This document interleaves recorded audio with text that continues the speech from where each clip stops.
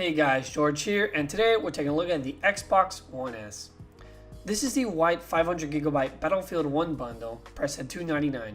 And the biggest difference with the Xbox One S is now we have a 4K Blu-ray player, the ability to stream 4K content from sites like Netflix and YouTube, and HDR capabilities. HDR means high dynamic range, and it allows for a more true-to-life, realistic-looking picture, but it only works if you have a compatible HDR TV. So right now, most people out of the box won't get to use this feature unless they've purchased a brand new TV that has HDR. Some games are actually optimized for HDR as well, like Gears of War 4, but like I said, you won't be able to take advantage of HDR features unless your TV supports it. So another new change with the Xbox One S is its size. It's now 40% smaller than the previous Xbox One, which is really nice. It's going to take up a lot less space in your media center, and it's going to look way nicer than it used to before. Also, they've integrated the power supply into the package, so the console's smaller, we no longer have a power brick. A lot of much needed changes Microsoft made with this new Xbox One. And also, they've improved the controller. This is their newest controller that now has a textured grip on the back, similar to the Xbox One Elite wireless controller, and it also has Bluetooth enabled. So you no longer need to buy those extra wireless dongles. You can connect them to your computers if you have Bluetooth, and potentially we can connect these to our mobile devices. I don't know.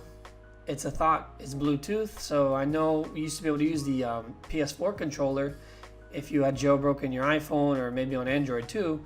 So this looks like a potential controller for mobile phones if there are developers that try to unlock that capability. So let's go ahead and put the Xbox One aside and see what else we have in here. Okay, I see the Battlefield 1 game. It's nice to see that it came with a disc, because I saw in a video of someone that got the limited edition 1TB green console with Battlefield, and it came with a download code. It didn't even come with a disc. So I was kind of surprised to see that this came with the disc and not just a download code, because I was expecting a download code now that they never want to give you disc anymore. Everything wants to be downloaded. Some of us still want our disc. So let's go ahead and take this wrapping off nice and carefully. No, we could just rip it right off. Shouldn't matter. No, I'll be careful.